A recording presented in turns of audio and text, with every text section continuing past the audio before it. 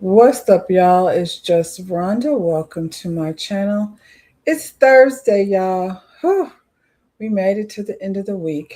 And listen, yesterday was hump day. I was, making my way up that hump, and I feel like halfway down the hump, I didn't Beyonce slid. Remember when Beyonce fell down them stairs? Child, I went crashing down that hump yesterday like a Beyonce fell down them stairs down to the, you know, concert back in the day. Anyway, y'all like the video, subscribe to my channel. We won't be here long today. It's the end of the week. I got some things to do, but I still wanted to come over here and hang out with you guys this morning. Um, 7 stages of grief. I wanted to talk about that. Grief is something I feel like a lot of us don't necessarily know how to deal with. That's why you see so many crash outs. We just gonna get straight to it this morning. That's why you see so many crash outs. Um, we watch it on television, especially if you're like a reality show person. We see these people crashing out on a regular basis. We crash out ourselves.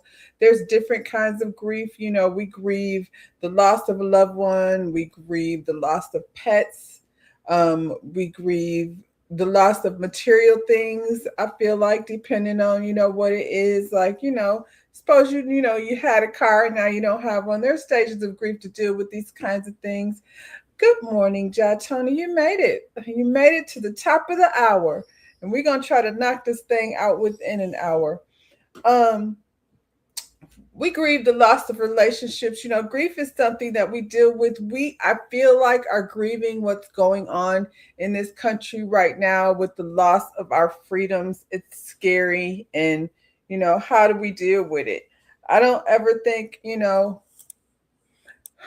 I don't think I have, but I think a lot of times, maybe you're in it and you don't realize you're in it, but you don't know, like, I feel like how to navigate grief if you don't know, what the stages are and, how to move forward. So I was, according to this, the 7 stages of grief, shock would be the first emotion, which makes sense. I feel like it's the initially um, paralysis, it's initial paralysis at hearing the bad news. How many times have we had that? And when I say like the loss of material things, it could be just that. Like maybe, you lost a piece of jewelry that was very sentimental to you for whatever reason. And then there's shock and disbelief. I'm saying it definitely gonna be shock in paralysis when you're involving. I can't get my tongue together this morning. I guess I'm recovering from falling off that hump from yesterday, but I think there's definitely initial paralysis when you lose a loved one or loss of a relationship. You kind of like are in this space of disbelief. But how do we move forward past that? I think the first step is to realize what it is. You're in shock. My my method of handling things is just pause, don't move, don't do nothing else. Just like let this emotion be what it is, and then you can move forward. And apparently the next stage is denial, because now you can't believe it. And you're trying to avoid the inevitable. Trying to avoid the inevitable. What does that look like? Not hearing, what you need to hear.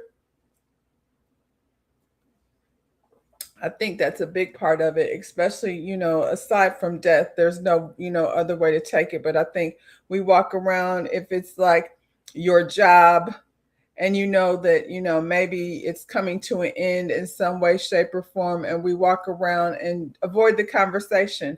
The lights about to be turned off. We got to figure out like where we gonna get this money from, and nobody wants to talk about it. We don't know how we're gonna pay our rent from month to month because inflation is killing us, and so we avoid the conversation. And house is on fire and we looking out the window like everything will be okay. I'm a Capricorn and I definitely have those types of tendencies. I feel like for myself personally, I, I'm a very optimistic person, almost to a fault. Like, all the way to the last minute, I'm optimistic that something is going to happen. And then, when in the final hour, I'm like, ah, You know what I'm saying? So I feel like, just knowing these things helps you deal with working through the emotions. I don't feel like time is something that you're going to be able to avoid. Stages of grief take time. And how do you navigate through it? Anger, you're frustrated. Um, I'm trying to use my phone because I dang sure can't see it on this computer. Um, Frustrated, outpouring of bottled up emotion. Well, I've admitted many times here, my crash out involves breaking things. I haven't tried the stab the grass method, but something about replacing mugs and glasses around here. Something happens if I find myself, in a place of anger and frustration. Um, I don't like wall punchers. Wall punchers, y'all require repair of things. Like, it's one thing, and I have come to a place where I know what my crash out looks like. It don't feel good. I don't like it. Um, it's not a good feeling afterwards, but definitely. What's funny, John Tony, that I be around here breaking glasses, or don't like to be involved with wall punchers. Wall punchers, and you know who you are, be requiring repairs and things that are, it's one thing to be like frustrated and break a wine glass. I can replace that, but punching walls requires too much. So I feel like wall punchers probably need to go to one of them breakout rooms where you could just take a hammer to things and get that frustration out. I don't need a busted TV, because I feel like a sledgehammer and a busted TV is going to end up with me somewhere with scratches and scraped up and hurt wrist and things. I don't want to do that. If there's a glass busting room, though, I would be down to do that. Just go and like bust up some vases and things. These are, good morning, Lotus Egyptian flower. We're trying to figure out ways to manage ourselves through the 7 stages of grief. Shock, I don't think you can, manage your way through shock. You just have to, I don't know, breathe and, let the time, do what it's supposed to do. And denial, please don't be stuck in denial too long, because, child, I don't know. It's a dangerous place to be stuck in. I feel like you can't move forward that way. You got to accept, what it is, move accordingly, as swiftly and quickly as possible through denial. Anger, how do you work out your anger and frustration, Lotus Egyptian flower? I am a glass breaker. Apparently, Ja Tony could quite possibly be a wall puncher. I don't know, but he thinks that stuff is funny. Um, yeah, how do you work yourself through your frustrations? I don't know, like the breakout room. I don't know that that's necessarily it for me, because I don't want to hurt myself. But if I had a glass breaking room, I might enjoy that. Throw some goggles on and get that energy out. You got to get that energy out some type of way. I feel like working out, if you like, a gym person, take your ass to the gym and get that adrenaline moving in a different direction, or from a different energy. I'm a walker. I'm about to walk myself to death. So, uh, pew pew range helps me. Oh shit. Did I say a bad word? Okay. I mean, that's both relieving frustrations and anger and being productive at the same time. So when you're picking teams, you know what I'm saying? This is a good quality, and not quality. This is a. Could you try again? Where's my phone? No, my phone ain't all up in the conversation. This is a good skill, I would say, to have under your belt, moving forward in these times that we live in. Um, yeah, I think there's many ways though to work out your anger, as long as it's not, going to be harmful to someone else. Stormy Steele over there at Canvas Beauty said she'd be stabbing the grass, and so I might hurt myself, but I might not. So if the knife and scissors or whatever is big enough, I'm not opposed to stabbing grass. I think that's probably, for me, a good way to um, burn off some of that anger and frustration. Um, Bargaining, seeking the vein. Child, can I make it bigger? Because I'm over here struggling. There we go. Bargaining, seeking a vein for a way out. Whoa. I don't know what that means. Seeking in vain. Oh, not a vain, in vain. Seeking in vain for a way out. I'm still not sure what that means, to be honest. I mean, I know in vain means like, to no progress. I don't know what bargaining looks like. It's the stage of, I don't know, maybe like, if it's the loss of a loved one, I don't know how bargaining, you know what I mean, can change anything necessarily. So that's something I guess I have to really focus on a little bit more and see if I can figure out what that means, because and I think it would have to be specific to certain situations, because I'm not sure how you can bargain um, your way out of a situation that's inevitable. Um, Depression, a final realizations of the inevitable. I feel like we go through different types of depression to different levels of depression. This is a scary one because, like denial, I feel like people get stuck here. And it's okay to be sad and cry and do other things, but you absolutely have to figure out a way to get yourself emotionally through it. And not with what do they call it, self-medicating. I feel like this is a place where people start having a little wine every day until you forget, you start self-medicating, and find yourself stuck in depression. um Drugs, whatever it is people turn to during depression. Trying to talk your divorced spouse back. Good morning, T. You talk about that's what bargaining is. I think, okay, that's kind of what I was thinking, but I wasn't sure because I was focused on, maybe somebody passing away. I don't know how you would bargain your way out of that, but yeah, that makes sense as it relates to relationships. Trying to stay attached to it even though it's over. I think maybe people like in relationships, probably that's that stage before you actually break up. And even after you break up, like you said, divorced, but still trying to um I, I feel like we see this a lot on a lot of shows where people like to say we're co-parenting, and co-parenting means trying to figure out a way to stay in a relationship. Bargaining is something people do to avoid handling grief or frustration, probably like turning to smacks or gambling. Yeah, yeah.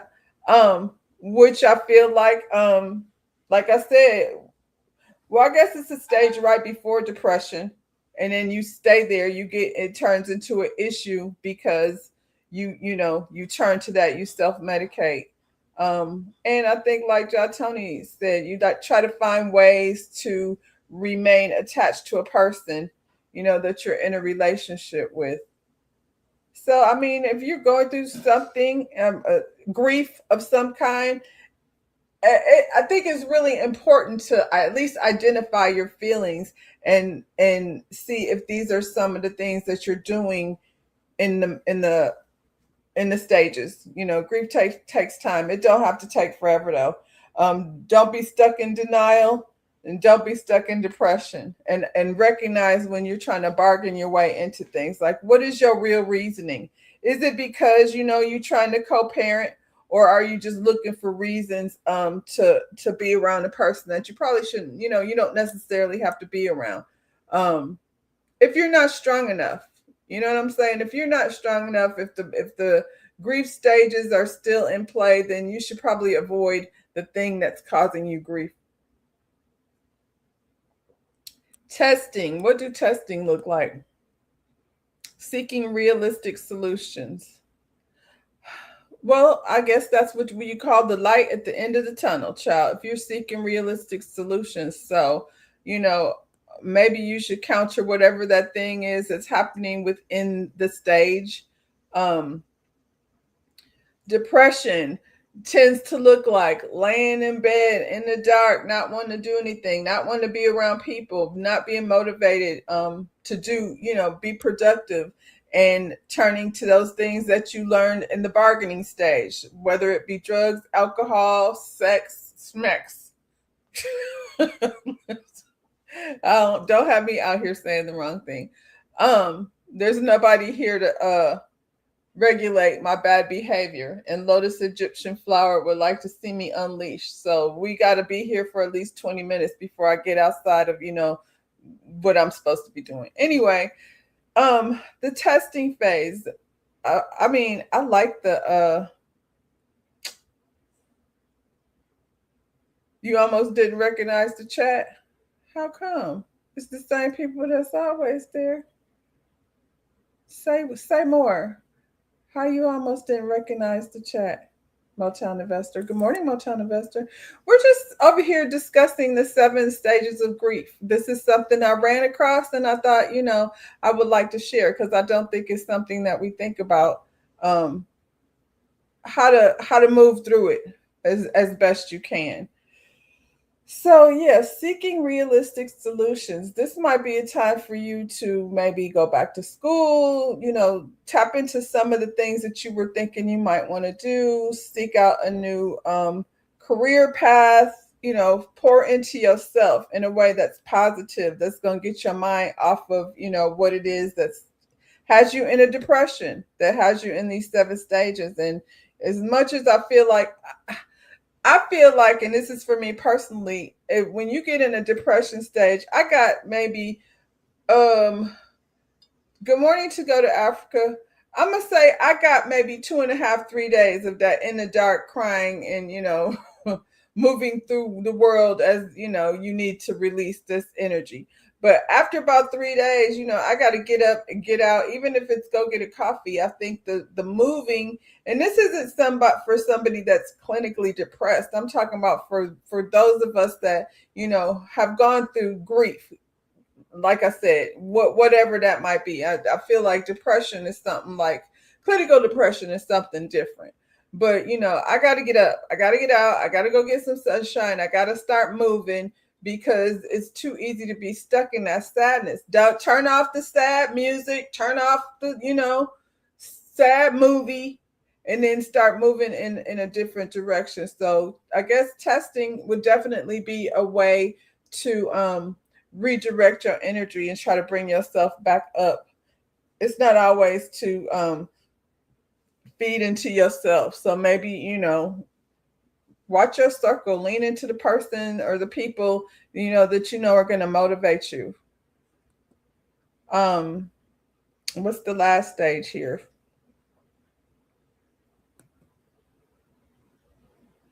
Acceptance. Finally, finalizing a way forward. Is that what that says? Because, again, I'm trying to read this little writing.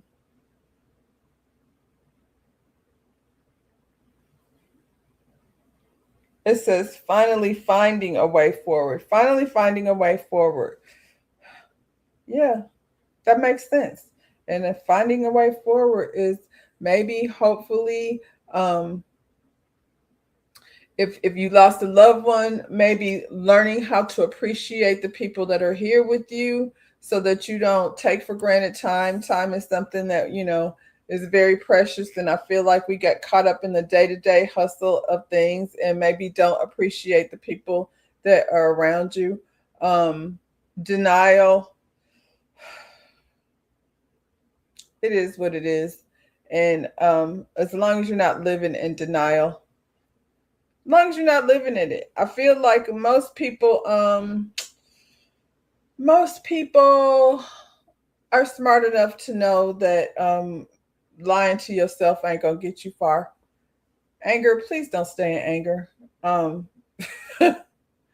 Because you end up hurting somebody that way. And I don't mean like crazy deranged person. I mean, you get out, you get in your car, you're doing, and an angry person behind the wheel might as well be drunk or sleepy. So yeah, anger. Definitely figure out a way to get yourself through that. And if you like Lotus Egyptian Flower, then you pick a hobby or something that's going to not just cure your anger, but You make it very accurate in terms of protecting yourself if need be. Bargaining, I don't know. Like I hear what y'all are saying, and I'm gonna have to I would say for myself, pay attention to my actions, because feels like to me, based on what y'all are saying, it feels like bargaining is trying to get what you want, basically, when you know better. So yeah, if it's something that you know better, fight those urges, just do it anyway. Um, don't buy a chocolate cake if you're trying to lose 10 pounds. Depression, testing, acceptance. I'm gonna go ahead and keep these. Y'all, I'm sometimes behind. So I don't always be up on these things. It's nice that it's all laid out here for us. And yeah, let's get into the things. Wait, what'd you say, Joe Tony? You said got no choice, accept it or go crazy. Yeah, yeah, you got to accept it, but at least you know what you're dealing with. Like I said, in terms of emotions, grief takes time, but it doesn't have to take forever. Allow yourself time to grieve, but don't get stuck in it. Let's get on to the things. I'm not a doctor. I just found this on the internet.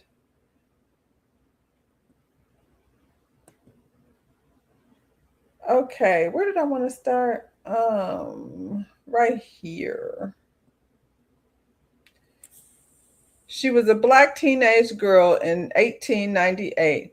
America, no rights, no platform, no power, but she filed a patent redesigning an everyday tool that millions still use today, changed the hair care industry, and then fought to give women the right to vote. This is Lydia D. Newman.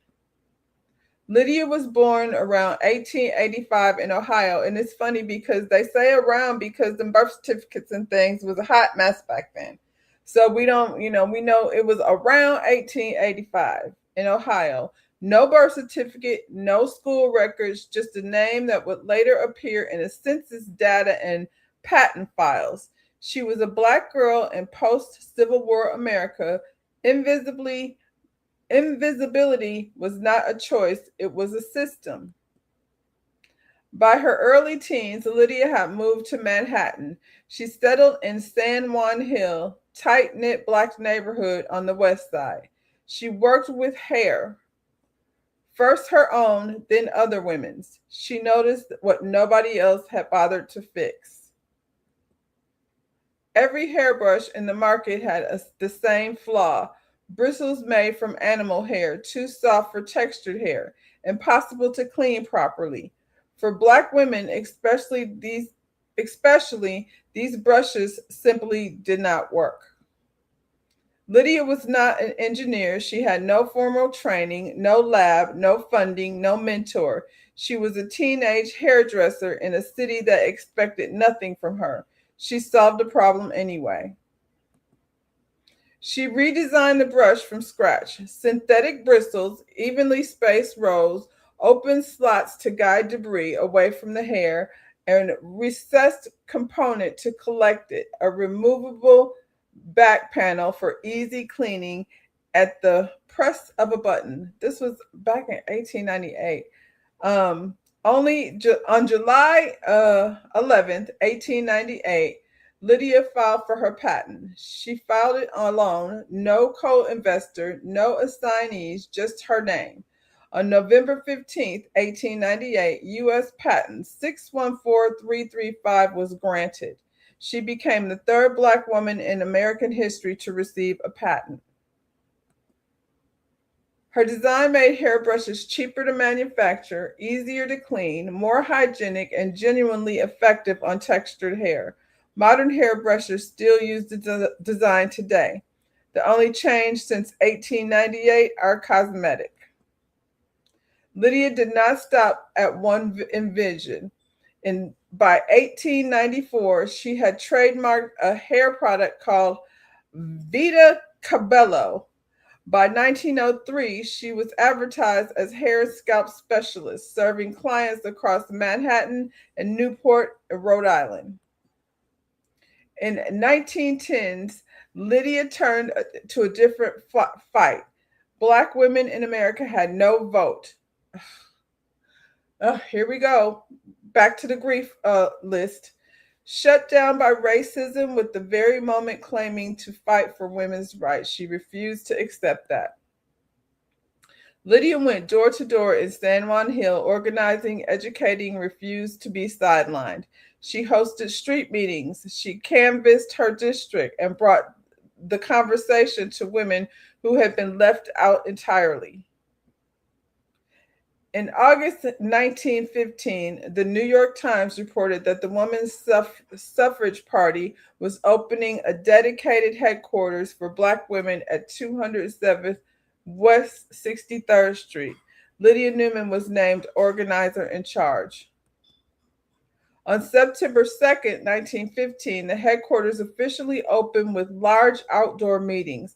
Lydia ran an operation canvassing, organizing street meetings, mobilizing Black women across 13th Assembly District right up to Election Day.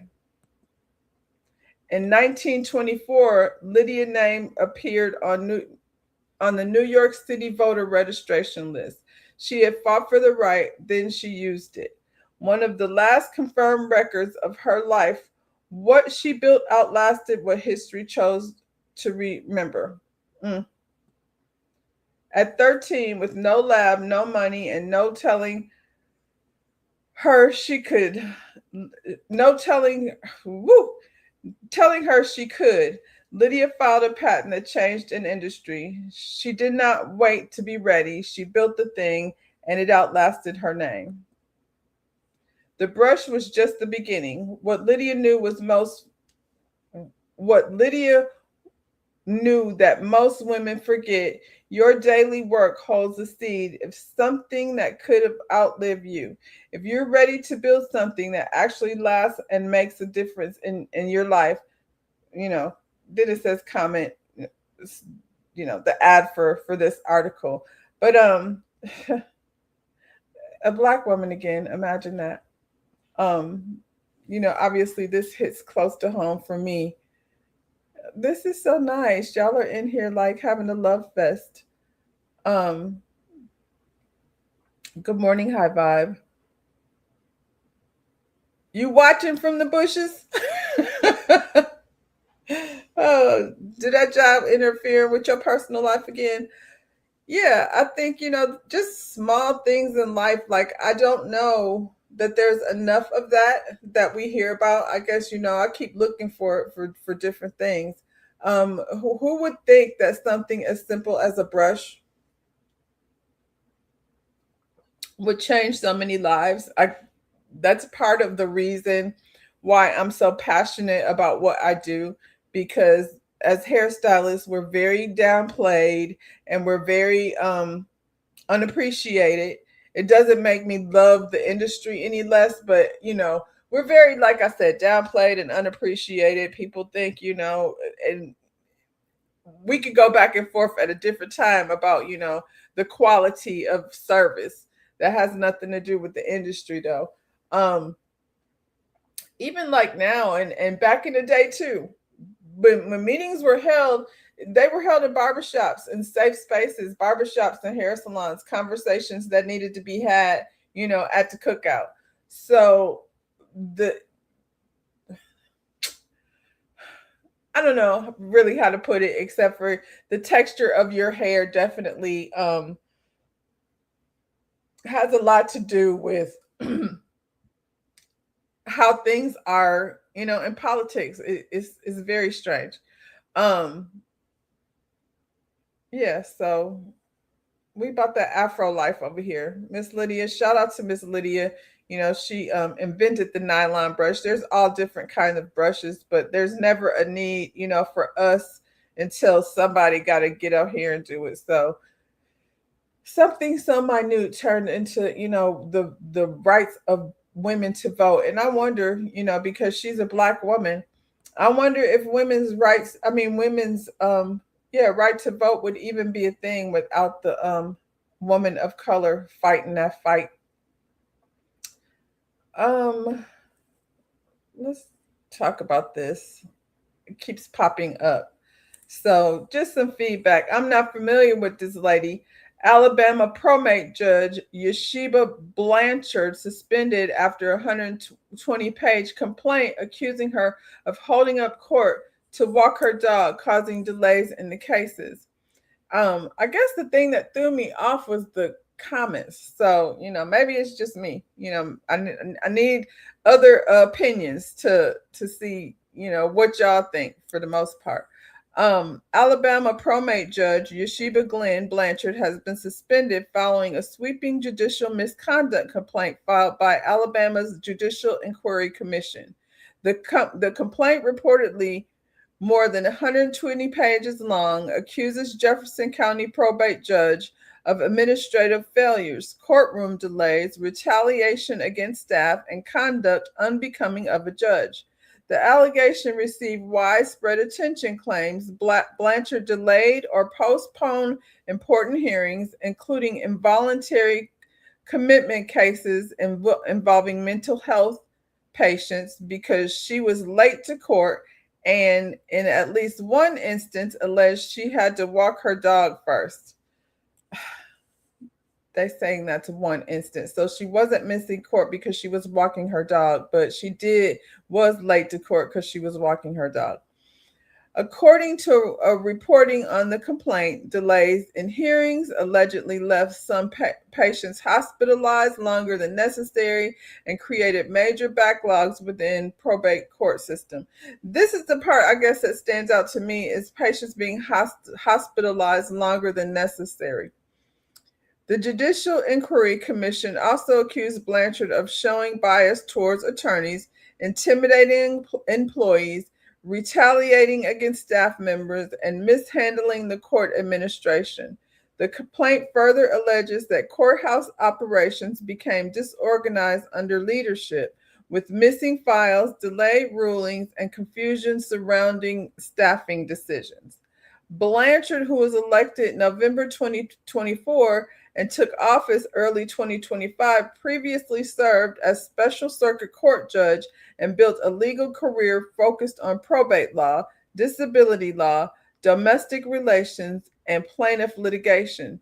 She also been publicly recognized for her involvement in Birmingham's civic and church organizations. Following her suspension, retired Judge Sherry Friday was appointed to temporarily oversee probate court operations, while retired Judge Carol Smitherland was assigned election-related responsibilities. See, that's another red flag. Election-related responsibilities connected to office. The case now moves through Alabama's judicial disciplinary process, where the allegations will be formally reviewed. First comment. But if she was, it says, but if she was, never mind. I'm assuming the next word was supposed to be white, which I don't like that comparison. I don't even know her. Leave this lady alone. This sounds like a tactic. What do y'all think? I don't know. I know that are we going to uphold her because she's a black judge, or is this some tactics surrounded around elections and things? I don't know. I don't live in that area.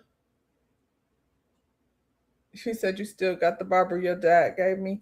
You still got the barber brush your dad gave you. When you get a good brush, child, when you get a good brush.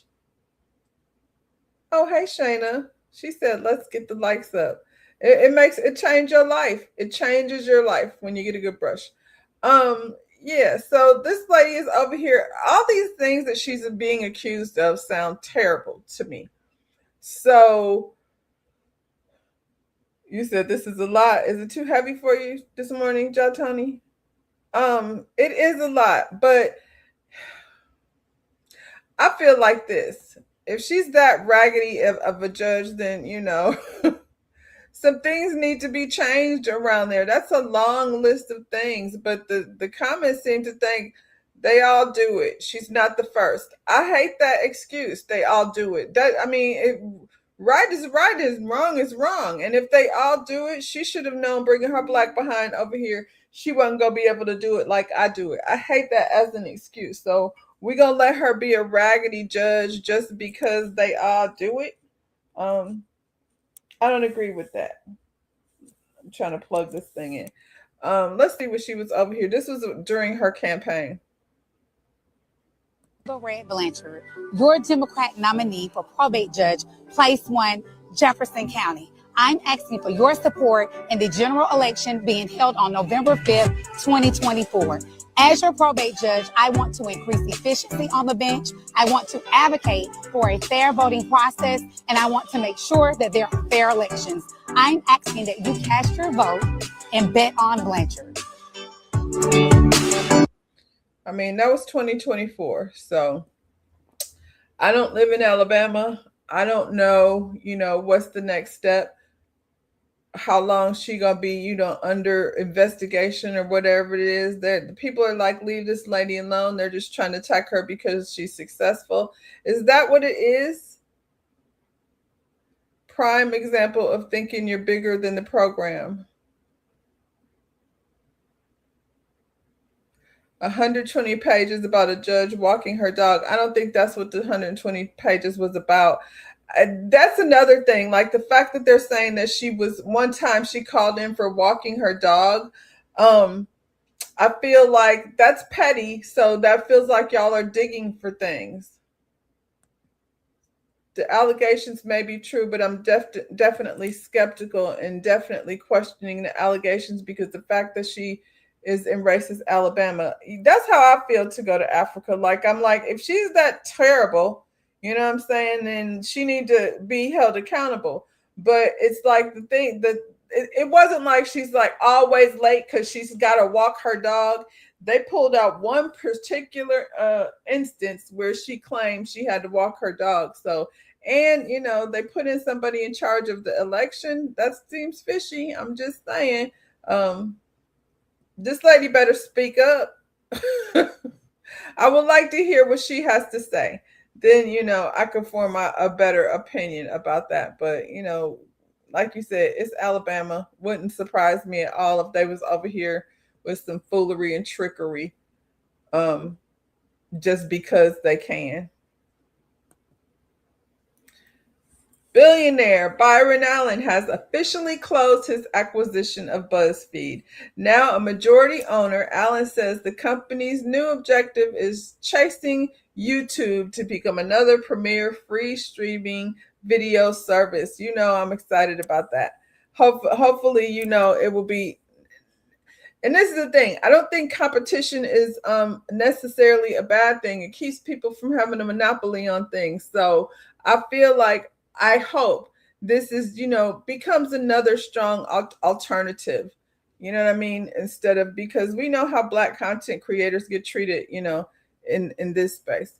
Billionaire Byron Allen has officially closed his acquisition of BuzzFeed, marking a major shift for the digital media company as it pivots aggressively towards streaming video.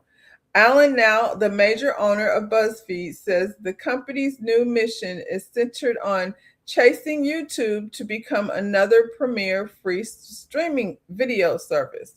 The move signals a dramatic evolution for BuzzFeed, which built its brand through viral articles, quizzes, and social media content before expanding into news, entertainment, and digital video. Under Allen's leadership, the company is expected to focus heavily on ad support streaming, content, creator-driven content, and scaling its video distribution across connected TVs and online platforms. Allen, the founder of Allen Media Group, has spent years building a media empire through acquisitions in television, weather, and entertainment. His takeover of BuzzFeed adds a recognizable digital native brand to his growing portfolio and positions the company to compare more directly in the rapidly expanding free streaming market dominated by platforms like YouTube, Tubi, Pluto TV, and Roku channel. Do the daggone thing, Byron. Industry analysis view the acquisition as part of a larger trend in media where companies are prioritizing video and streaming audience over traditional written content. BuzzFeed's established online reach and social audience could provide Allen with a built-in foundation for scaling larger streaming ecosystems. That's very smart. He don't have to start from scratch. While details about upcoming programming and platform changes remain limited, Allen's comments suggest BuzzFeed will lean further into video-first content, potentially reshaping the company's identity for a new era of digital content. First comment: all skin folk ain't kinfolk. I'll pass this. Sometimes we, want to shoot our own self in the foot. I'll take no opportunity versus a possible opportunity for $10, Jack. That don't even make sense. What's going on? I have seen how they try to slander women, minorities, and Democrats by using very better things. Yeah, it's questionable. It's a side eye. Like I said, I would like to hear, what she has to say. We need a black YouTube that won't mess with you.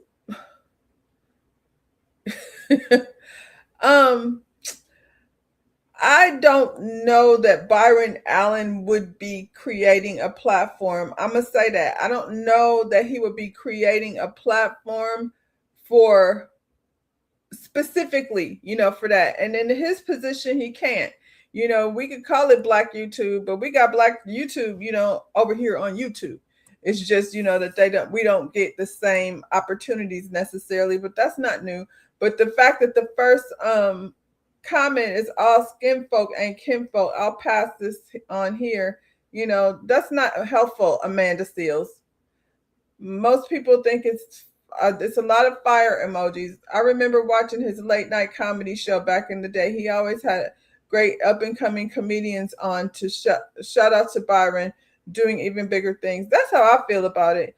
To straight up go straight to most of the feedback is positive. To go straight to all skin folk and kinfolk, you like I said, shooting your own self in the foot, because there's no point in I want to say there's no point. It doesn't make sense to like snub an opportunity where there is none. So I'm gonna go over there and see what's up, because I feel like, first come, first serve. I'm trying to see what's happening over there on BuzzFeed, an already established company. They're just like changing their face a little bit. Everybody ain't changing their face. This face is still the same. So we talked about the ghetto party going down to the White House lawn. Now they're talking about people who will be performing. Flo Rida, Young MC, and Vanilla Ice among those set to perform for Trump's Great America State Fair celebration.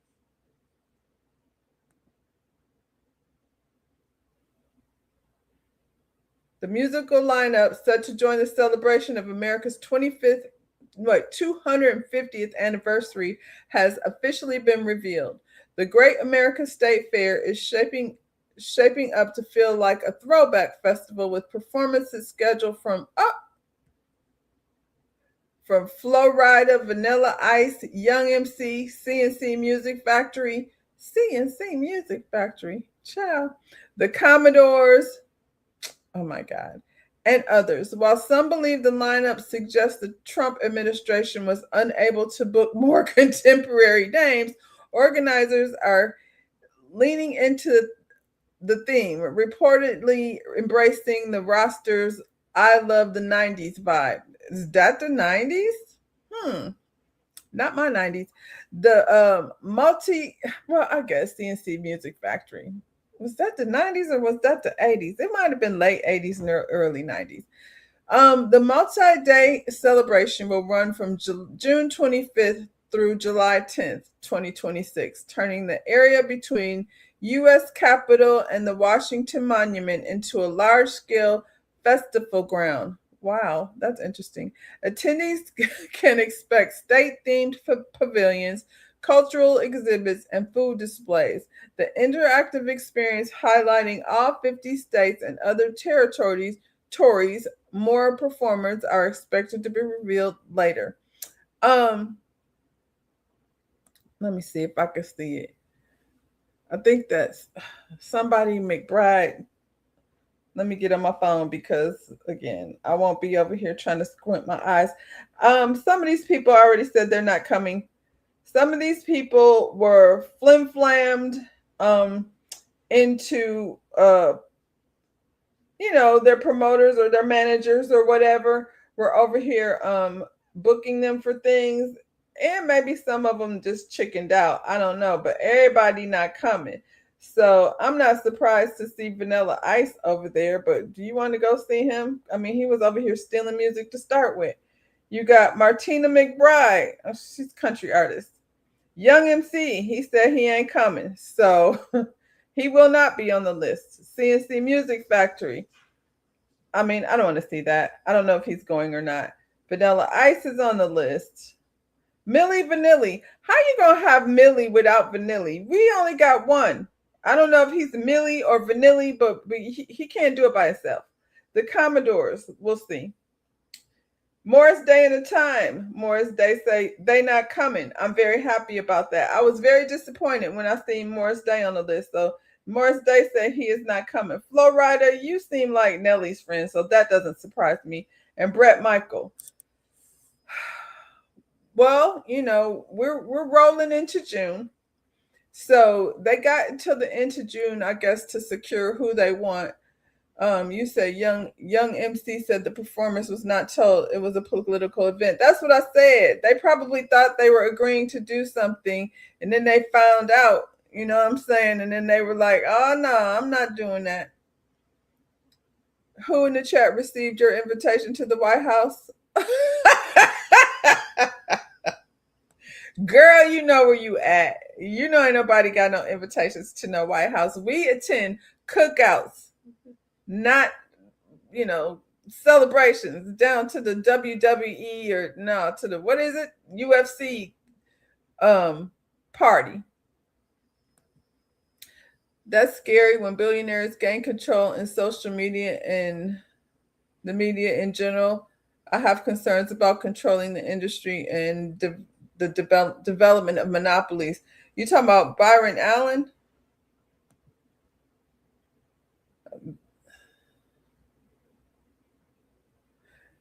You be at war with YouTube, John Tony? You hit hard on the channels on purpose. They try to block your comments. You don't be that much out of control over here, John Tony, but I've had to slap you on the hand a few times. So I can imagine like how how it is for you in other places. Yeah, Young MC will not be there. Morris Day and the Time will not be there. I can't tell you how disappointed I was when I seen their name. I was like, no, why? But yeah, I feel like artists should assume that if it's related to anything celebrating the country, as Christopher Columbus, 4th of July, all of that kind of good stuff, you should assume that there's some politics involved right now. I didn't used to be that way, but it's very divided right now. So I would imagine that that's the thing. And so I don't even think, I would want to be nowhere near the downtown Washington streets while this is going on. It's going to be a whole lot of, what do they say? What is the call? Woohoo! What did Nikki Gundelson be saying? As soon as she say woohoo, woohoo, woohoo, what? Yeah, that's their calling. Their call of the wild. So yeah, when the woohoos go down, you got to, dismiss yourself. So I'm glad to know that they won't be doing that. A judge rules that corporations can vote in elections. Good times. See what I'm talking about? Oh my gosh, I definitely can't see that. I'm struggling over here, y'all. Can't see. That's unfortunate. I sometimes go back and forth about thinking about LASIK surgery. I don't know. Anyway, corporations, partnerships, trusts, limited liability companies, and other artificial entities have the right to vote in Delaware elections. Well, I'm glad that's just limited to Delaware. I'm not sure things would go any different either way. Under some circumstances, the judge said a novel ruling Tuesday. Judge Craig A. Karnitz rejected an ACLU challenge to a charter permitting voting in local elections by entities that own most of the property in the town of Fenwick. That was time to get out of Fenwick. The town of Fenwick Island, one of several municipal in the state with that's gonna bother me. Municipalities. It says one of several municipalities. I'm sorry, y'all. In the state with similar provisions, Karnitz dismissed the lawsuit from Delaware Superior Court, citing the principle of one person, entity, or one vote. Problem with this is they try it in Delaware and then they'll start scooting that rule over in other places. It's exhausting. It is exhausting. All of the trickery and foolishness is going on around voting. It's just plain exhausting. You said I would not be surprised if I'm one of the DOJ files. I know it would be on their invitation list. I don't know. I'm probably not on the list, so I won't be getting an invitation. You said they already vote. They pull billions of dollars into campaigns and buy candidates. Yeah. Well, now they're going to, I guess, be like directly like throwing in their vote. Just in your face. And another thing, the invitations would be a trap. Now I'm curious to learn if I'm among the Patrice Lamona. I don't know. Y'all have to let me know. It's not a trap for everybody. Somebody want to be down there. And so if you want to be down there, then I mean, go, child, invitation or not. You've been invited to things that you didn't want to go to before. That's as crazy. That's as crazy as normal for those greedy corporations. They pay elected officials and get away. Yeah.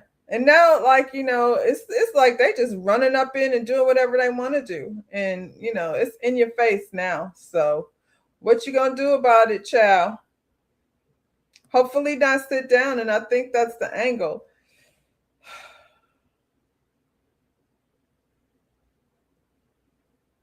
What else? I'm going to talk about this right quick. Then we'll move on to this little celebrity situation. So if y'all are familiar with the Real Housewives of Beverly Hills, Mauricio Umansky reveals he's considering running for mayor in the future as he disagrees with Lisa Rinna shading Spencer Pratt's mayoral run and says he's not a fan of the whole woke thing. That's what Mauricio said. I don't know if y'all ever watched, what is it, The Hills? Spencer Pratt was a terrible person and now he's over here running for mayor. Real Housewives of Beverly Hills star Mauricio Umansky reveals he's considering running for mayor in a future election as he disagrees with Lisa Rinna shading Spencer Pratt's mayoral run and says he's not a fan of the woke thing. Plus, Mauricio confirms his political party views. And, I'm not going to get into the details about, his political party views, but clearly, if he's not into the woke thing, then we see the line in the sand, Mauricio. So, yeah, it is what it is. I don't know if he, I feel like he would have had a better shot if he was still like they're still married, but even if he was still together with Kyle, because people like that shit. So I feel like he would have probably been able to do it. He hasn't done it yet, and so I'm not gonna count him out because who knows what those people like. But his presentation as this cat daddy out here in these streets kissing up on 20-year-olds might not fare well for him when it comes to politics. We shouldn't be surprised about anything they do, especially this administration. That's true. So yeah, if you out here in these Beverly Hills streets, Mauricio showed us who he was when Erica Jane cussed out Garcelle's kids, and he said, "Good, I'm glad she did that."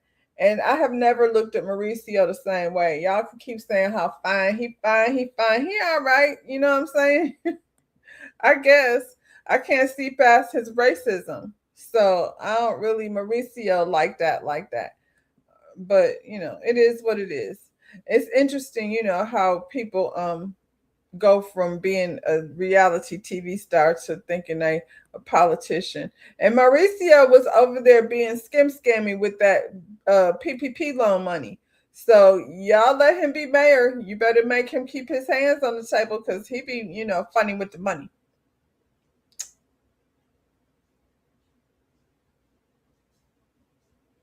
We talked about Kevin Hart yesterday and the expectation of him to stand up. Maybe I have a difference of opinion for most people, but I don't know what the expectation was for Kevin Hart, to say after the whole thing happened. Kevin been a sellout before he came over here to this roast. Thing one. Thing two, when I say sellout, I mean anything for money type dude.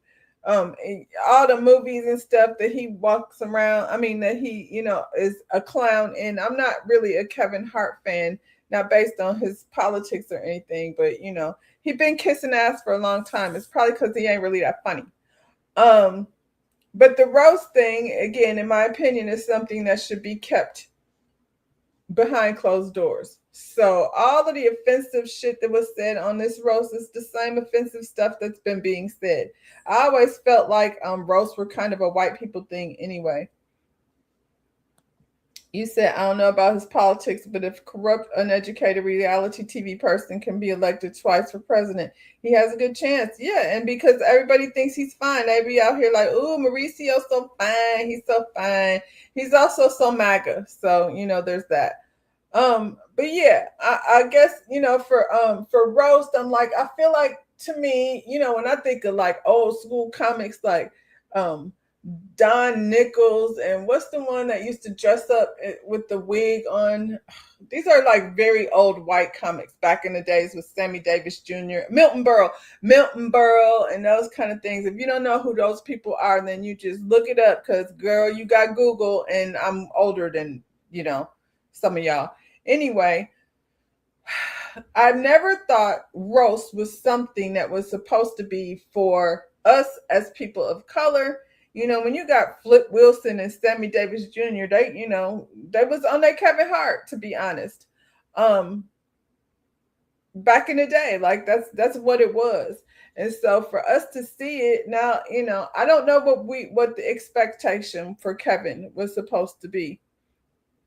Let's see. You said it's remarkable how stupid people support other stupid people. It's like a gang dedicated to Nobody stupid wants to be around an intellectual, make them feel bad about themselves. You said, I listen to Cat Williams and trust his opinion about Kevin Hart. Cat is more real, but I mean, Cat is he's hilarious and he's outspoken and clearly not willing to bend over for Hollywood. And you can still obviously be successful not doing that. But I think Kevin is amongst the people, the high budget movies and all of that. So, none of that surprises me. Noriega came over here because this is about the whole George Floyd joke. I hated the George Floyd joke, but and I didn't really watch the roast, to be honest, because it is what it is. But I don't know, like what was the expectation? What was he supposed to do? And I'm hearing a lot of like, Kevin Hart ain't shit commentary. Hart did his wife dirty. I'm not liking that. I mean, they all do their wife dirty. So, now I'm like the people with the judge. They all doing it, child. So, but Nori came over here not to, I guess Steven Jackson has, been very public, very vocal about George Floyd. And apparently he's also friends with Kevin Hart. Steven Jackson does the podcast with Matt Barnes, All the Smoke. I don't know what Nori's goofy self is doing over here, but does he have an issue with Steven Jackson? I feel like Nori is too old. Everybody just get in front of their camera, start talking shit, and make a fool of themselves. And Nori is somebody who made a podcast famous by getting people drunk until they start slurring and sounding stupid. So there's no no surprise here, but this is just I don't know. Like I said, what was the expectation of Kevin Hart? You don't got none of that smoke with nobody else, Big Goofy. Big Goofy. I hate Big Goofy. This nigga has the audacity to be calling somebody else Big Goofy. Okay. That white man disrespected who you claim to be your brother, and you ain't got no smoke. Oh, you cool with Kevin Hart. You cool with Ye. You cool with everybody. But when it's a black man, Big Goofy, where you at, Big Goofy? Black man? But you ain't got no smoke for that white man. You want all the smoke. Remember, all the smoke. But you want a little bit of smoke. Goofy, you're disappointing me.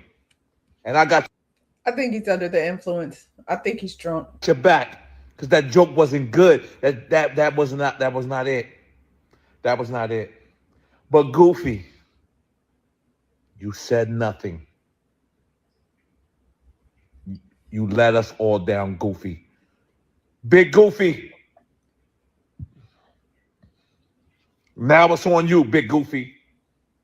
No. We want you to have all the smoke. Not just a little bit. Go back, man.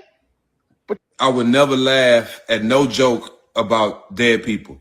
Anytime somebody demeans the dead, it turns my stomach because it's the lowest thing you can do. When they made the jokes about his family, that shit wasn't funny to me either, because it shows that you're not as talented as you are when you got to pick on people that can't defend themselves, right?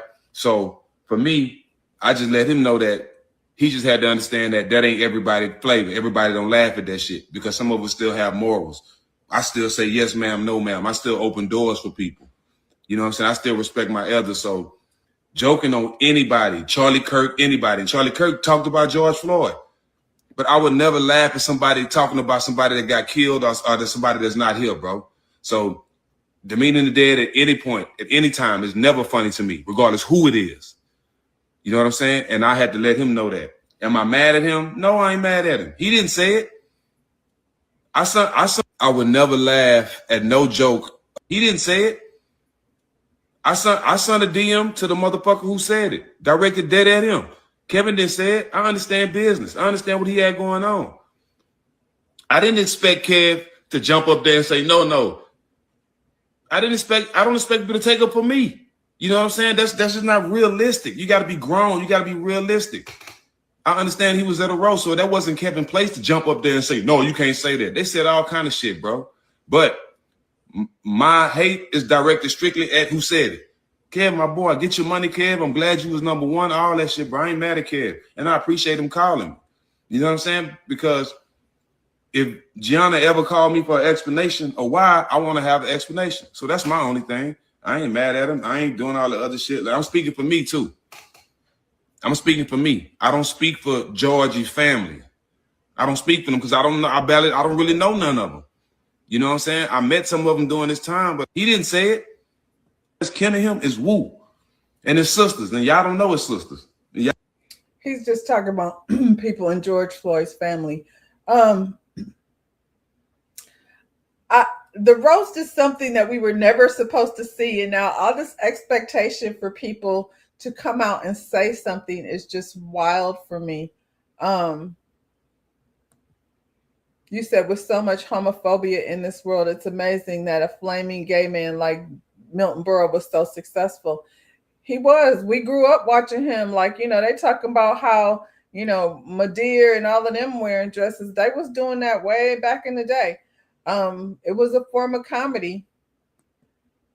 You said I watched the roast and was extremely disappointed by the misogyny and racism. One of the funniest roasts was the one of Donald Trump.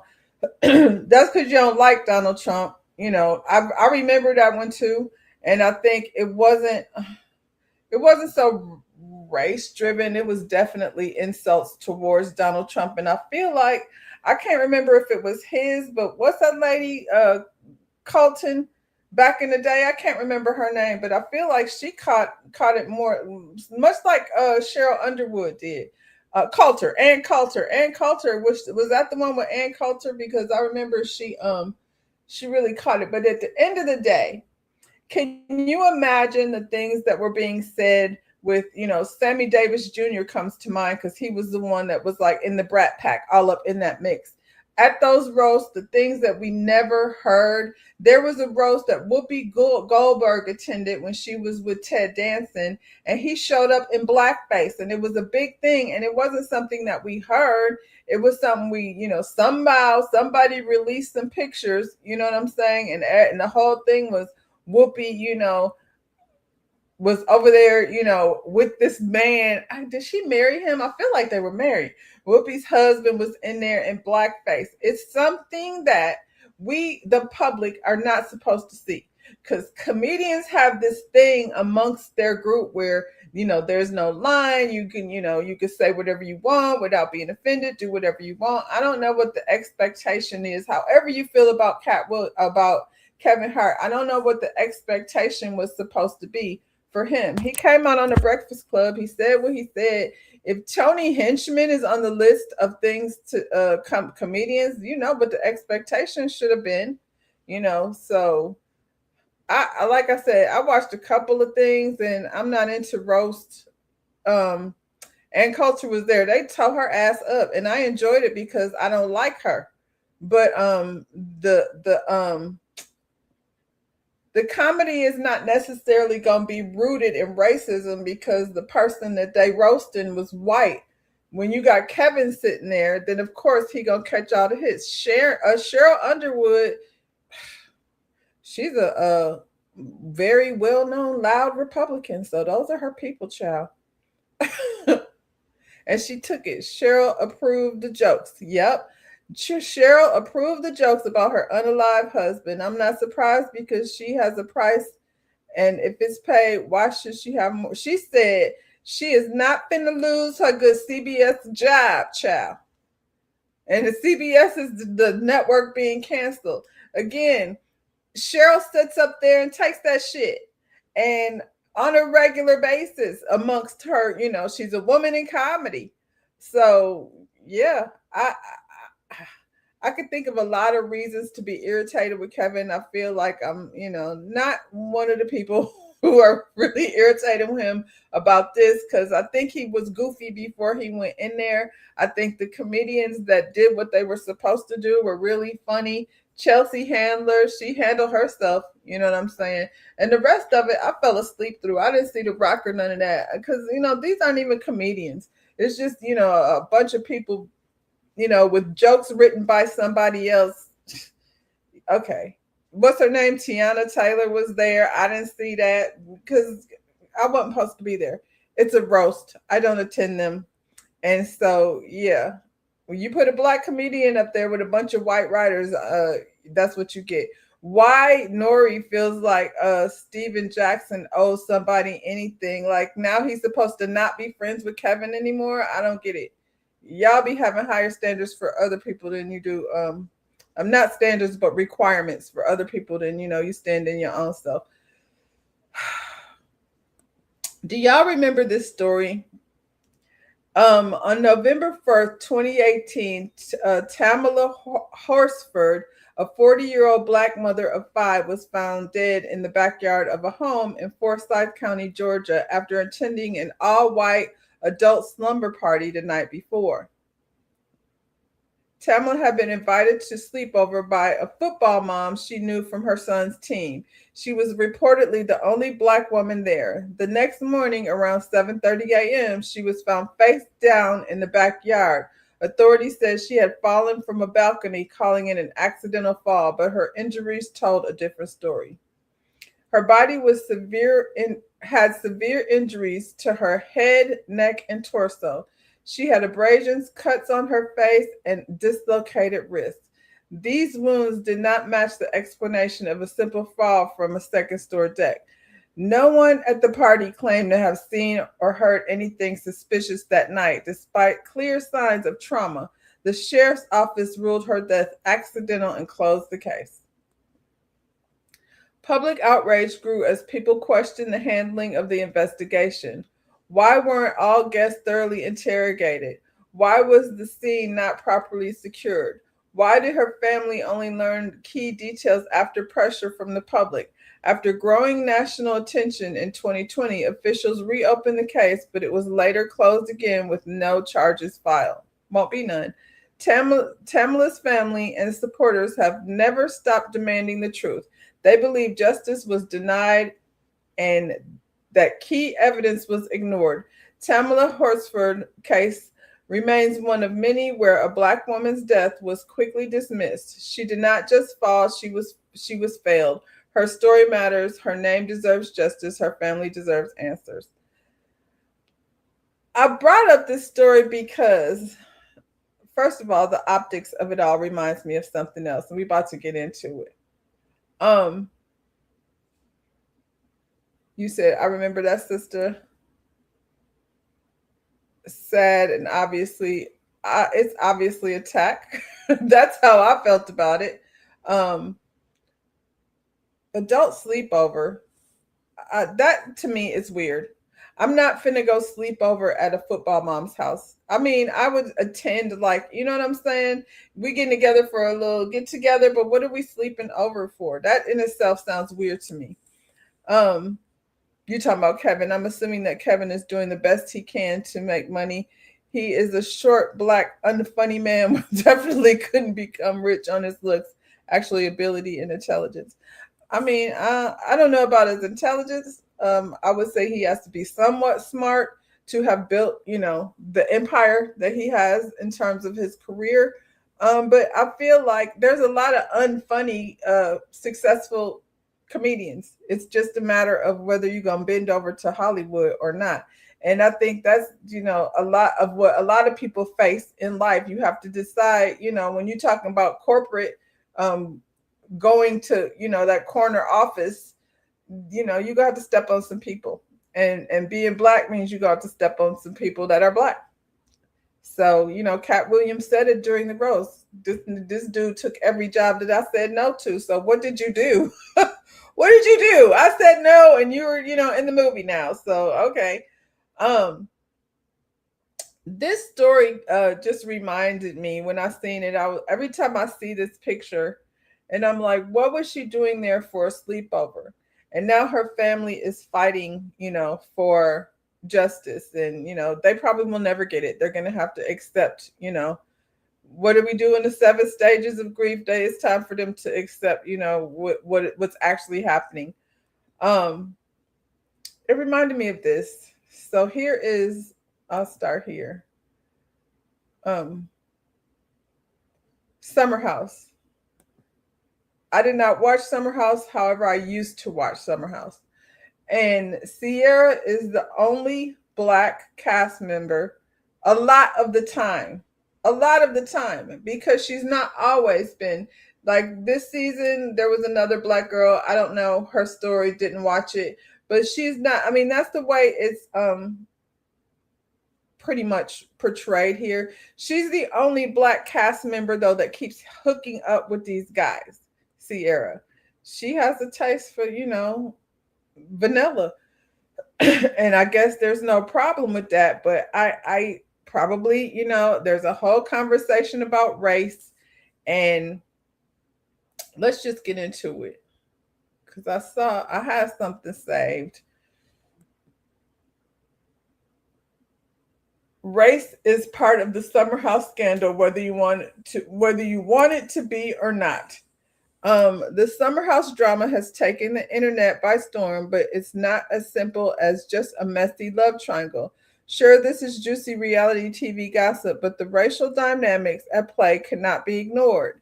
This story is involving stars Sierra Miller, Amanda Butala, and Wes Wilson.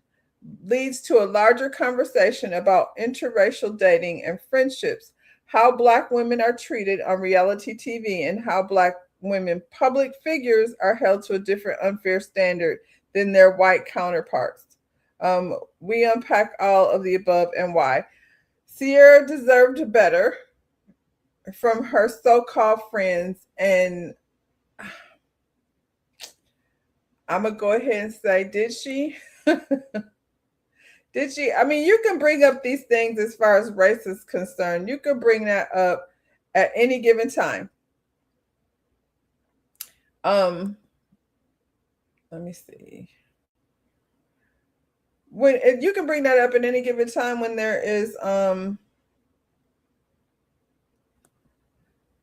unbalance, I would say, of Black people and white people.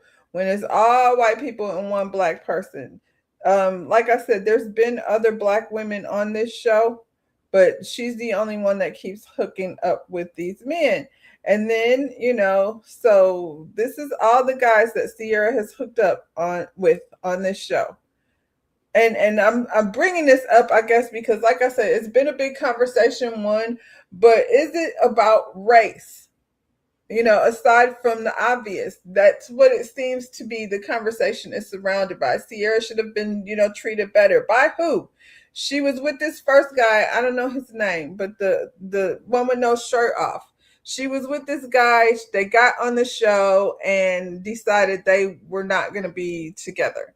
Then she got with Austin down at the bottom. Austin is from Southern Charms. So, she got with him until this lady Lindsay came to visit, and the exact same thing happened. Sierra was over there, all caught up in Austin, and, they were hooking up. And that's what the show is about. If you don't know, it's a bunch of young people, in their 30s that leave New York City, drive to the Hamptons for the weekend to get drunk in this house. It really makes no sense. That's why I stopped watching it. But, she got with Austin, and Austin played her during the season. Lindsay came, and they was like all up in each other's face and decided to like be best friends or whatever. And he was low key, like, playing in Sierra's face, and she let it happen. And then she got with this current guy, Wes. Wes, played in her face, but I feel like that's what Wes does. Like, he's this dude, he's a douchey dude that, is not really worth the time, but these girls give him the time anyway. And he got with one of the cast members, Amanda, who was married to one of the other cast members. And so, not only was Wes, playing in Sierra's face, who he's not actually dating at the time, but he also, got with somebody who was married. So I'm not, I feel like Sierra has inserted herself in this situation, and, she dates white men. That's what she says she like, so we can't, knock the girl for what she likes. She like what she likes. But at the end of the day, you have to take accountability for being the only Black person in all white spaces and what that's going to look like. And so, no brothers on that show. I'm glad you said that. I've never seen one until this season. This guy, they just let him in. I've never seen him before. I had to look his ass up. But this guy right here is the only Black man that I have ever seen. No, there was one other, and he was dating Giselle, allegedly. But that wasn't even Summer House. So no, there's not really, there's not really any Black options, but that's clearly not what she wants. So if she, people get played in relationships and friendships and all of that. So if you want to be friends with people that, you're the only black person, is, that's where the race comes in, I suppose. Is she brainwashed? I don't know. She like what she like. You said I don't watch the show, but I don't watch the show, but would not be surprised if she loses value every time she hooks up with a different man. Yep, she appears to have made herself very user friendly and disposable. It's funny that you say that because it's almost like, and you said you don't watch the show, but it's almost like these boys come on this show, boys, young men, and they go like, I got a crush on Sierra, like they all want to get a run. Here she is talking about it. Sorry.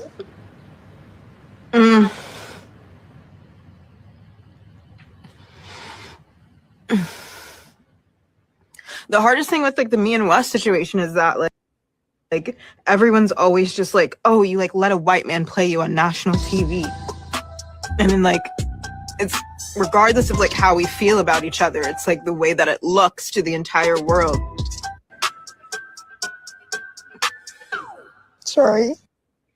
Yeah, that's what the people are saying. I don't necessarily agree with that. She let herself get played, but they all come over there to go to Africa, and their attitude is, yeah, Sierra's hot. She is. She's a beautiful woman, but it's like they all just want to get a turn. Nobody really want to. And so the narrative right now is her friend Amanda stole her man, which he wasn't. He was somebody that she dated.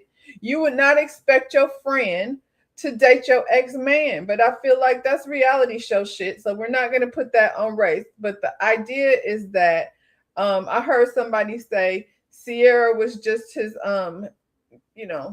his fling, and then the expectation is Amanda will probably be his girlfriend.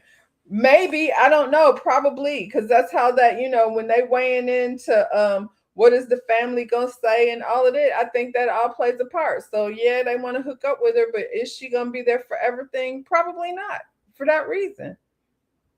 Oh, I ain't hear this. What this girl say? In a lot of ways worse than Scandival. I've seen so many people already use Scandival as a comparison to diminish what Amanda and Wes did to Sierra, because Wes and Sierra were just in a situationship and they weren't together and there was no actual cheating involved, so it's not as bad. And like, I think a black woman being made collateral damage by her white best friend and her white ex after years of going on TV and being vulnerable about the fact that she constantly feels fetishized and treated as somebody to be experienced sexually, but not somebody to ever be committed to emotionally, and confiding that in her friend and her ex, and them both turning around and doing that. I think that's worse than a serial cheater cheating for like the 100th time. Like, we've entered territory here that Scandival did not even begin to touch. And the girls who get it, get it. My controversial opinion on Wes and Amanda is that what they've done to Sierra is in a lot of ways worse than Scandival. I've seen so many people already use. I don't think you guys also realize the interracial aspect that exists and like all of the that goes on. That's like, I get a lot of blowback that's like very racial. Obviously, being in this position, like I was the first black person in this house, and then dating white guys publicly. It's like a whole contraption that I don't think you guys even understand or can even empathize with. I don't think you guys also realize. On TV, we get to watch Sierra literally explain to them what it means for her being a black woman in a predominantly white space on television, dating white men, being friends with white women, how that affects her, the mental space she has to be in, how her and KJ and Mia have to walk and talk differently than everyone else on their cast, then to put her in a situation like this, where she doesn't get activated like Lindsay Hubbard. No, because the narrative is different for people that look like us. On TV, we get to watch Sierra literally. I don't know. Like I said, maybe I'm wrong, but it feels like Sierra, it doesn't feel like Sierra. This is a situation she put herself in. I'm having a hard time feeling sorry for her in this particular situation. You said she was probably casted for that reason. Maybe because she was willing to be out here dating these white guys. Like I said, she was the first black on this show, but she hasn't been the only one. And so the other women were very beautiful. I feel like one of them that was on here used to date I want to say his name is Kwame from Top Chef. He was one of the, if he didn't win, he was one of the, finalists in the season. So she had a reality show boyfriend, but they broke up. So they came over here, did the show, but not hooking up with all these different white men. And that's her choice. She chooses to date these white men. Yes, Lindsay be flipping the hell out. And if Sierra did the same thing, she would have to carry the angry black woman trope. Where, again, you have involved yourself in a situation where you're the only white person there. And I feel like you're used to that. That's what it is. So you know how you got to navigate. Yep. You got to talk different and all of that, because the Summer House audience is white people. We ain't over there watching Summer House. I've seen a few, you know what I'm saying? It's a Bravo show. So I watched maybe season 1 and 2. And then I'm like, so all they do is like go stay in this house in the Hamptons, get drunk. And that's the premise of the show. And every season, whatever man, shows Sierra attention. There was another cast member that was there in relationships with 3 or 4 of the different women. Because what's his name? Carl. Carl has gone through many women on that cast. Got here one season and was like, hey, so Sierra. And I was like, no, he is not shooting his shot. And he already and he has known her. And I think that was after the relationship when she broke up with this guy, Wes. White girls flooding the YouTube saying why black men are better than white women. Why black men are better than white men. I'm shocked. Just gave me I think, that's a whole nother subject for a different day, Ja Tony. Yeah, so my point is, I guess, Sierra, she's over here crying and, shedding her tears. Let's get over here and see what else she had going on. This was from the reunion. This girl said, before I do this young lady said, this was worse than Scandival. She's referring to, if you watch Vanderpump Rules, Ariana, who is now she's the host of Love Island, which is funny because now they're sending Sierra over there to host one of those Love Island after the show things. You get rewarded when the man breaks your heart. It has worked for Melanie Holt. It worked really good for Ariana because they get endorsements, whatever, floats your boat. But this is white programming. So, if you want to hold this job over here on this cast with all these white people, then there's certain shit that you're going to have to deal with. This is not, something new. I just feel like Sierra has to take some responsibility of what's going on over here. And so with Scandival, which this lady said this is worse, I'm going to disagree with that because over on Vanderpump Rules, Ariana and Tom have been together for years. Wes is over here with Sierra for, a couple. They just dated a little while. They wasn't really a real relationship. Ariana and Tom brought property together, opened businesses together. They were a long relationship. For this man to get in a relationship with what she was considering her best friend. Ariana was considering this girl Raquel her best friend. And they was sleeping in the house, in her bed, in her house. There was nothing worse about that. The only difference over here is, the victim, so to speak, is black. And she wasn't even in a relationship with him. Her best friend, allegedly, Amanda, started dating her ex, whatever this man was supposed to be.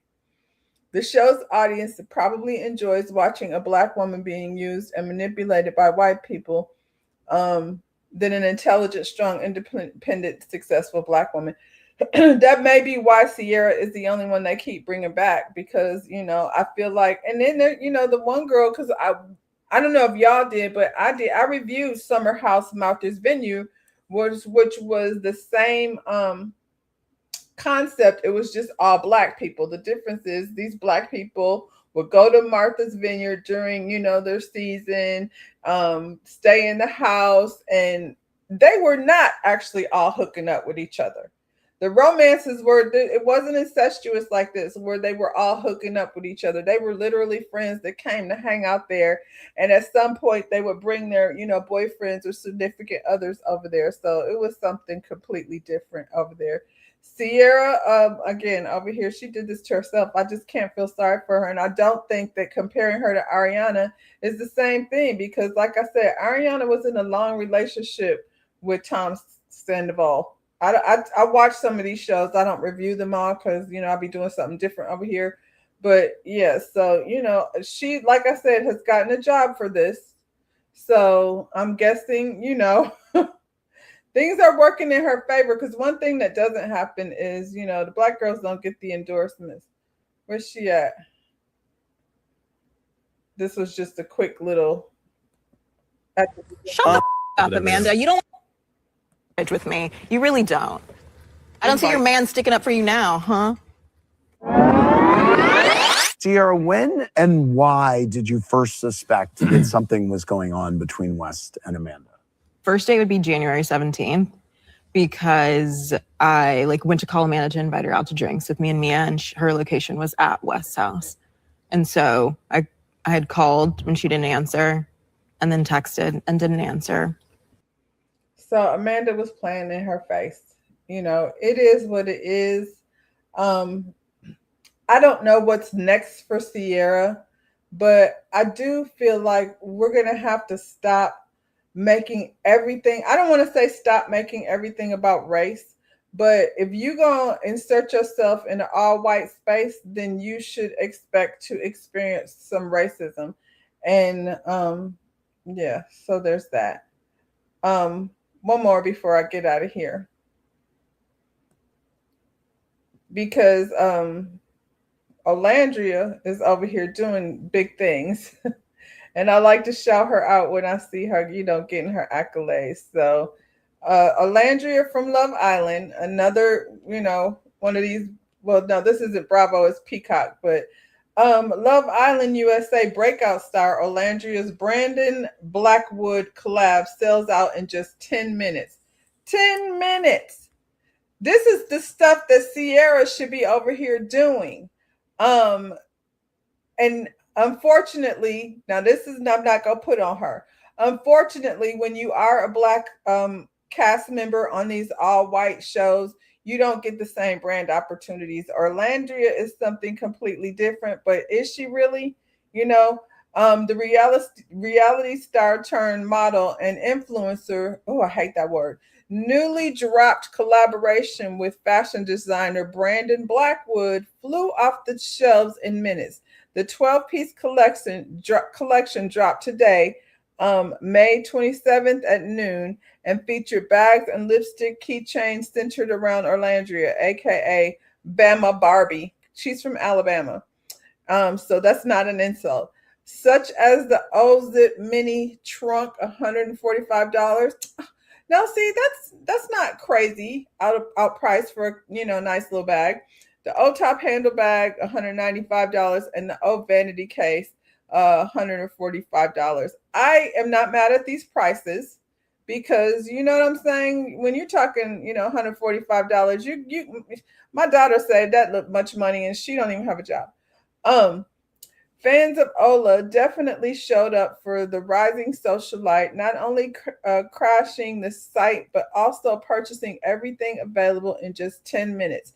Reacting to reacting to the support, she said, "Thank you all for showing up for me the way y'all do, and supporting this small town girl. I'm so emotional. I don't know what to say. I'm so happy for her. This is one beautiful girl. These bags are very cute." She's definitely like Miss Olandria went over here on Love Island. They tried to throw her away. That did not work. What had happened was, now let's talk about this. what'd you say? That young girl is definitely doing her thing in a manner which she is, all of us can feel. I am very proud and very happy for her. She's college educated, you know what I'm saying? But this is the thing that makes her similar. I don't want to say similar to Sierra, but this is the thing I feel like that catapulted her into, the forefront. The story was cool. She's definitely the breakout star. That's the only season. I watched that season first. That's the first season, and I was like, "Ooh, these people is over here just kissing on each other, and it's just nasty. Y'all is nasty." But I'm happy for her success. But what I will say is, this is what happened over there. She had two options. Mr. Taylor, the cowboy, the black cowboy, he didn't want her. He wasn't attracted to her. And we're gonna go ahead and say what it is. Was she too dark skinned? They be low key like saying this boy is suspect. I don't know what his sexuality is, and I'm not gonna say that that's the case just because he wasn't attracted to Orlandria. He wasn't attracted to Orlandria. So yeah, the people was up in arms because, is it because she's dark skinned? I don't know. This man is entitled to, like what he likes. And so I'm not going to hold that against him. He doesn't have to be attracted to her, even though she's beautiful. I'm going to go ahead and say that. But when she thought, her time was up, here come this cutie pie right here, Nick. And Nick Orlandria became a thing. And it was this fine ass white boy and this beautiful black girl. And, the people said, what? Where did that come from? Because this was the most desirable. Nick was over here the most desirable on the island. All the girls came on that island and they wanted to get them some Nick.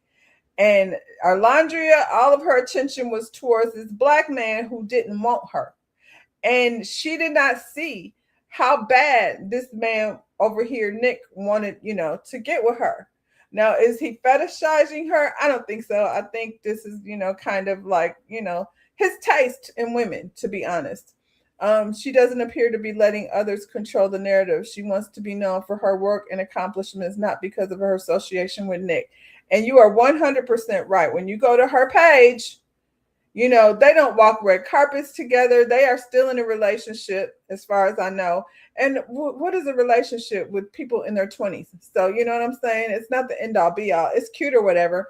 But she is not leading with that. Every time I see Orlandria, she is on a magazine cover doing an ad. I just saw her purchasing her first home. Everything she does is focused on building her own brand, and I'm glad she didn't go down that route. And Nick, I'm sure, is doing his thing, but his star ain't shining as bright as Orlandria. Taylor is a colorist, quite possibly. Some say he's a colorist. And now, are you saying that because he chose the light-skinned girl over Orlandria? I'm not trying to say nothing about no daggone pretty punishment, because I think that's stupid.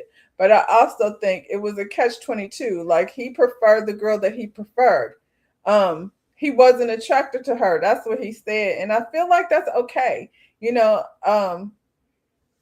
might be a colorist. I'm not saying he's not. I'm not defending him. I'm just saying I don't think that's always the case. Like, so if you choose the light-skinned girl over the dark-skinned girl, I don't think that automatically makes you a colorist. However, I think if she had ended up with him, worked out in her favor. If she had ended up with Taylor, I don't believe she would have been getting these same opportunities. I think her opportunities are offered to her initially because she was attached to this white man, and then she took that opportunity and ran with it. We don't even talk about Nick's ass no more. We only talking about her. I'm kind of low key like, that bag is really cute. So my girls don't care about that shit, but I think I might want one. Hygiene ain't a deal breaker for these sisters. Serena says she got nausea smelling her husband while pregnant. Wow. I don't know where that came from, but I will say I feel like the others, and when I say the others, I mean not black men. For me, I always thought they smell like, remember when you were a kid in kindergarten and you drink that milk out of the little teeny carton? I feel like that's sometimes what that smell is for me. But I mean, I ain't Serena, and I never went down that road, so I can't tell you what hygiene be about, Ja Tony. Yeah, it's just food for thought. I feel like Sierra has, attached herself with all these different white men, and it didn't benefit her at all. The stuff that she's dealing with, you can't keep dating white men and then cry about the fact that, that's part of it, and vice versa. People are going to judge. I'm not saying it's right, but when you get in a relationship with somebody outside your race, that's part of the preparation when you go into it. People are going to be talking shit. We got to be prepared for that. So, girl, you keep on doing it and ain't not. One of them chose you because seems to me like Alondria and Nick are in a real relationship for however long it lasts. It's because of other things he said. He's from Oklahoma. Child, I have had Oklahoma in my life, and in Oklahoma, they just date white girls over there, and may have a problem with internal racism because of the